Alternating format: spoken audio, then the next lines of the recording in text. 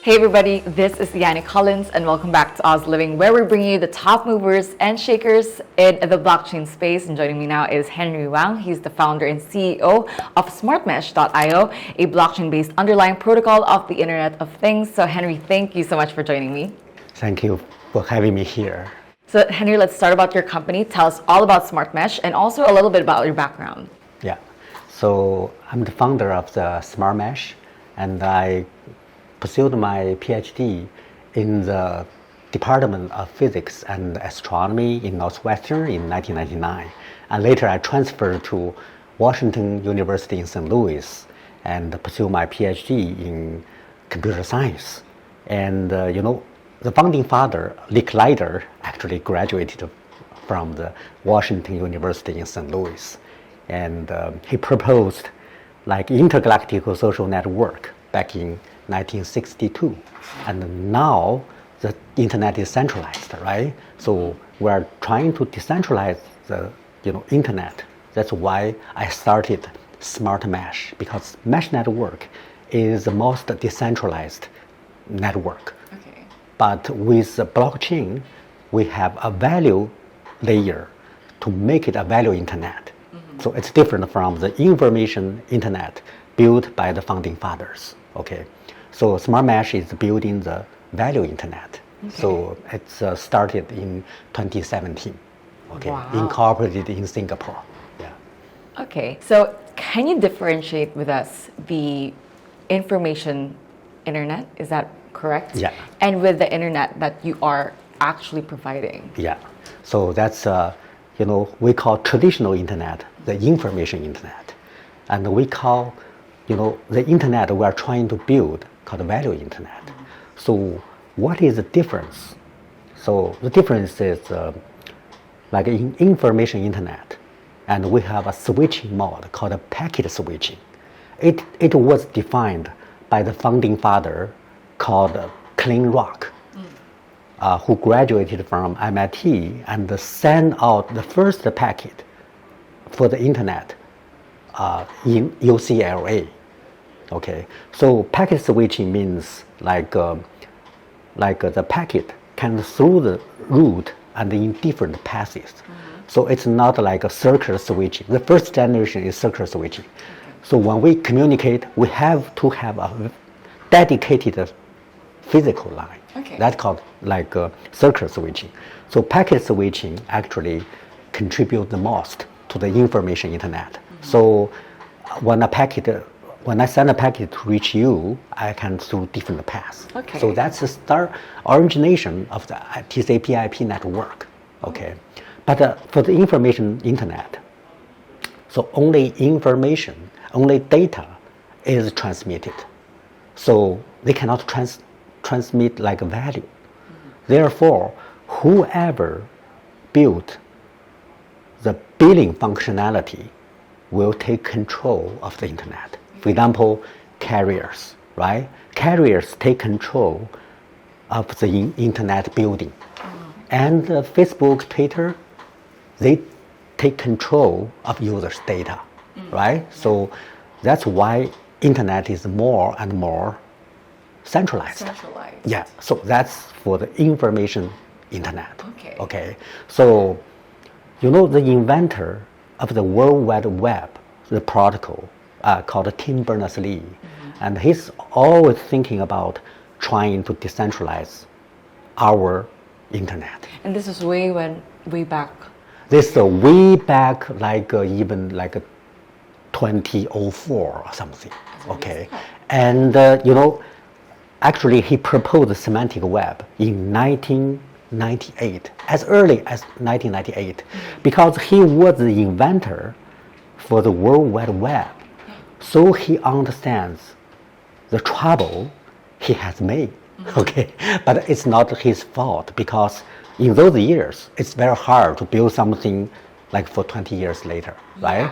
So it's, World Wide Web is great because it helps to connect people, right? Of course, it has the drawback. Therefore, he sees the problem with Facebook. He sees the problem with the giant, right? to use to manipulate this, users' data for free, and they earn more wealth even than the drug dealer, right? Because they rank the number 1 or 2 in the world, right? In the wealth. So starting from 1998, he come up with the concept of semantic web, okay, and he trying to return the ownership of the data to users, to people. So he called this internet by the people and for the people, okay.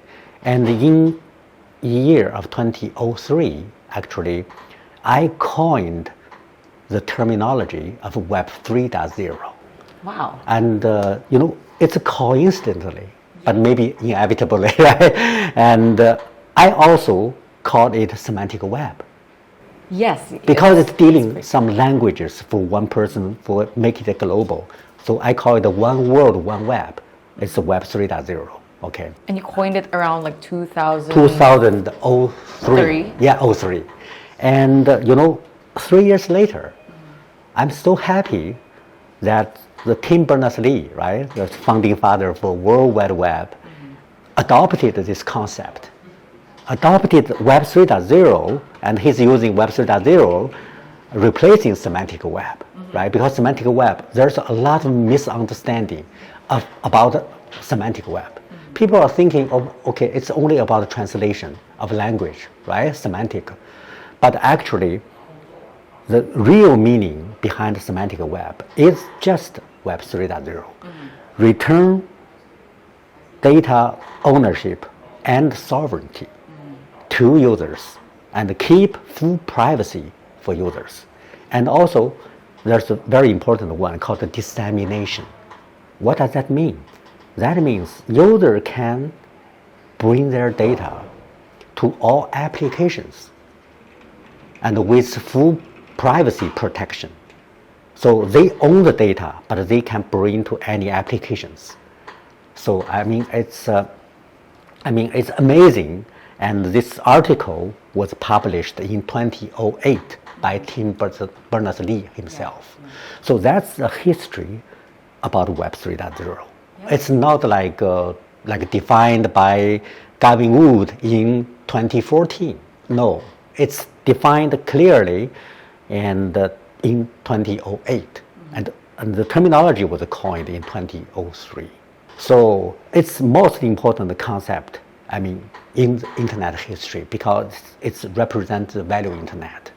Well, yeah, thank you so much for giving that brief history about what Web3 is all about and to understand this full concept, because I think given that this is still a nascent industry that we're in, people have different narratives of what the Web3 is, but to its core, it's really about sovereignty over data, whereas Web2, we didn't really own our data because the giant big industries have owned it. Facebook and Google have monopolized the data industry. And so, thank you for that. That's definition. The core of Web3, right?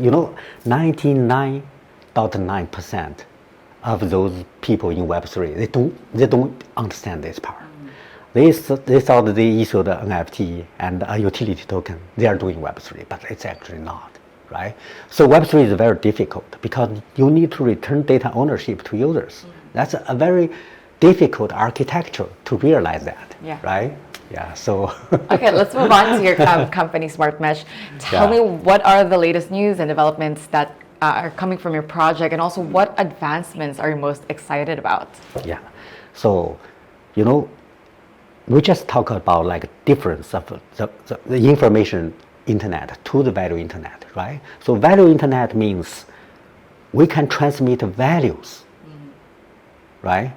So, in the information internet, at those era, and people how to transmit the value. They have money in the bank, right? But they cannot directly transmit the value peer to peer. They can only do it and in a centralized way, right? It's actually fake money. It's only some data in the data center. It's not value. It's not money, right? So SmartMesh is doing this value internet. We combined with TCP/IP and with value part, which is called token, right? So SmartMesh have the public chain called Spectrum, and also have a second layer called Photon Network. And we invented the first offline payment, for the world, and invented and realized. You know why it is important? Because for value internet, the value have to be transmitted. So sometimes even without internet, then you cannot transmit the value, then you cannot make payment, right? It's something like very inconvenient. It's just like this building. If you don't have emergency power, it's very dangerous, right? When we do the live broadcasting and everything shut down and people will be in panic. So every building will have an emergency power, right? So offline payment is like emergency power to the building. So offline payment is critical for cashless society. So for example, if you don't have any paper money, right, you make payment with your cell phone, and suddenly there's no internet connectivity, and then you cannot make payment anymore. Exactly. Yeah. So those two have to come together. Yeah. So offline payment is critical for cashless society. Yeah. It's very critical for example, for the Philippines and the emerging countries. You know why? Because internet connectivity, the coverage is only like 50%, right? Yeah. And probably like within 10 years or 20 years, and Filipinos will be fully connected. But during this period of time, the internet connectivity sometimes is unstable. For example, Starlink, right? You have tornado, typhoon every year, and some season, right?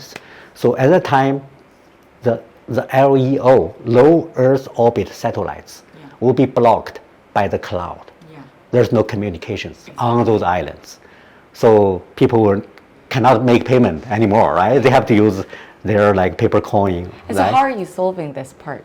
Yeah, that's a very good question. Okay, so we use second layer 2, plus mesh network. So even without the internet, people can still make payment. Yeah, even the whole island is not connected into internet, but they are connected with a mesh network or with, with like the ecosystem application called MetaLife. It's a decentralized social network. So people can still make payment to each other and to the 7-Eleven or, what's the name? I think there's a special name for the Filipinos, like the small shop called the sari store. Yes, sari store. Yeah, yes. In the sari, Tindahan in dahan, Tagalog. right? Yeah, yes. So offline payment is critical for emerging countries' digital infrastructure. So SmartMesh is building the value internet for the emerging countries and use offline payment to support, and with the ecosystem application, decentralized social network, and to make people connected and make payment and education and all kind of like entertainment. Yeah. To which regions have you deployed SmartMesh in the Philippines? When are you targeting the Philippines in your roadmap? Yeah, so Philippines, there are like almost 7,000 islands, right? And a lot of places. Even when I visit like Boracay, and there's Penang Peninsula, right? Yeah. So almost there's no signal at all. Yeah. When we drive along the beach of the island, and they don't have coverage. So a lot of places is not covered. So we have, supported the national surfing competition and the rock and roll concert, and in I think the east shore of the Philippines, and we also tested our networking around Manila and also Davao. Wow. Okay, and yeah, right now the Starlink, was approved to deploy in the Philippines. Yes. So the uplink the uplink problem is solved, right? Yeah. For example, the undersea fiber is very, very expensive and very hard to build for the Philippines. Okay, but Starlink can connect the people from above, right? From the low space area. But the problem with Starlink is too expensive. It is too expensive. Too expensive for the family there, right? For the underserved people. So how is SmartMesh actually making the cost or decreasing the cost of, Starlink? Yeah. So you see, SmartMesh and have an ecosystem called the MeshBox. The MeshBox is hardware, and actually MeshBox is hardware protocol for value internet. And we made the prototype for the MeshBox, but the third-party hardware can also join. What does MeshBox mean? It means networking, storage, and computation. So in the box.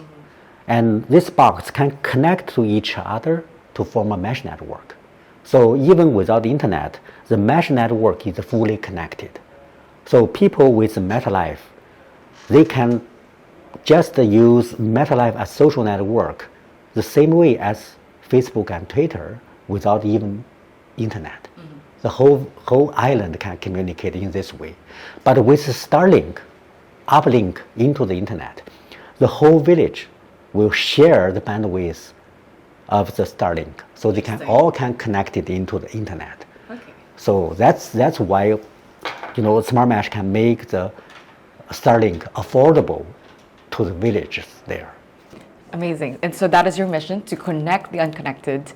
And how about for bank the unbanking? unbanked? So how are you? And the crypto payment. Yes. And, can you tell me? Can you elaborate more in that part of your business? Yeah, sure. So, the connect the unconnected is very clear, right? With this network, and I believe within 10 at most, like 15, 20 years, Filipinos will be all connected, right?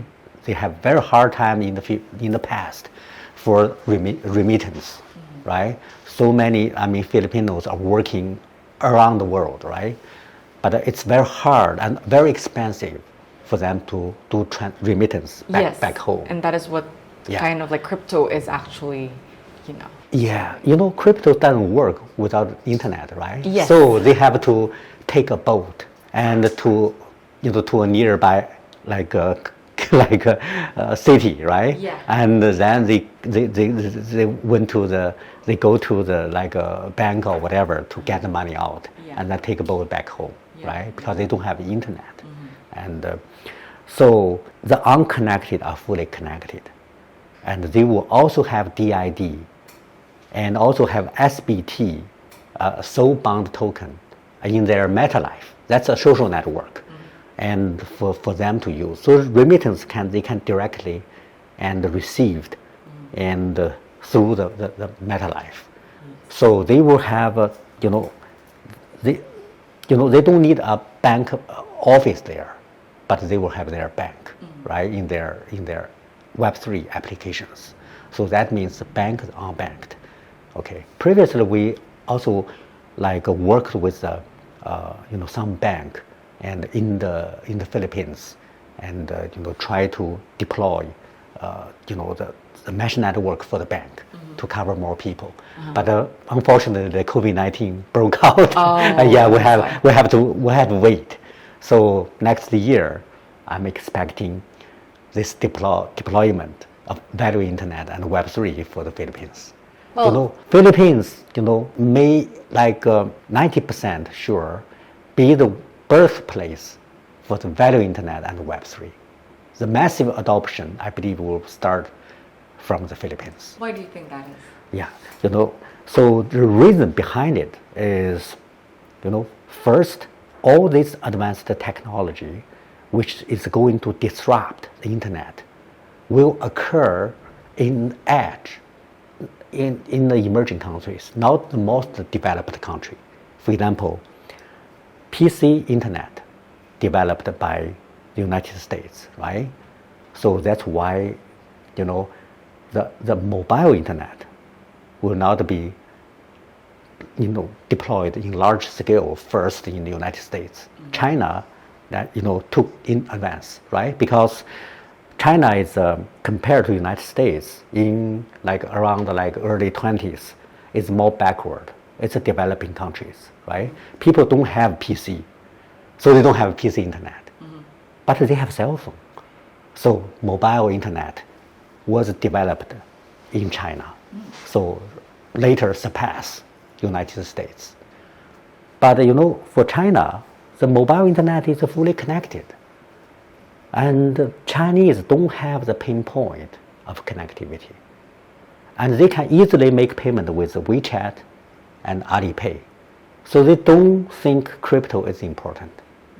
So they don't have the pinpoint. It's just like the United States, the Americans think PC internet is good enough and the credit card is good enough. They don't expect a mobile payment. So that's why China has a chance to surpass. But now the turn come to the Philippines because United States and China don't have this pinpoint. And also the profit and this kind of a distribution is already and kind of like made and certain and in China and the United States. But it's so different in the Philippines. And in Philippines, they want to, take advantage of this opportunity to lead the country into a developed country, right? So definitely they will have a good policy and more open, more friendly to the blockchain technology, right? To the Web3. Second, the average age in the Philippines is almost the youngest in the world. That is a biggest advantage. So I see the potential of the Philippines within 10 years will be a very developed countries after this connectivity build. Okay, so because of these reasons, I think Philippines will be the birthplace for the value internet and Web 3.0. Okay. I love everything that you just said. It's music to my ears. And so moving ahead, what are your future plans? What is the roadmap? And where do you want to be in the next, say, 2 years? Yeah. So right now, both SmartMesh, MeshBox, and the MetaLife, all incorporated in Singapore. So why we choose Singapore? Because Singapore is neutral, and no country think like Singapore is going to invade or whatever, right? So they think like this is a friendly countries. Even though it is small in physical lands, right? But it can like do big things in the digital world. That's why we incorporate here. And also in Singapore, it's close to the Philippines, right? And so close to Philippines and also Indonesia. So, and also because Singapore right now is the hub, Web3 hub, and for the whole Asia area. So right now we build blockchain living lab in Singapore. We built the first one together with SUSS, Singapore University of Social Sciences, together with Professor David Li, Li Guoquan professor. And we built a blockchain living lab, and we set up a mesh network. And also we're going to try all the crypto living life. We call it a living lab because we want to have a live scenario there. And then this kind of solution will be like massively deployed in the Philippines to actually build the digital foundation, digital infrastructure for the Philippines. Professor David Lee is also the advisor for the Asian Development Bank. So Asian Development Bank actually have a new policy and to support, the countries from the Asia to build the space ground integration network, especially the mesh network on the ground. So all those good opportunities, meet together for the Philippines. Wow, the world looks like rose-colored glasses with everything that you just said. So thank you so much, Henry, for joining me. Yeah. What you're doing is revolutionary and groundbreaking. Really a pleasure to have you here, and I really appreciate your time. Okay, thank you very much.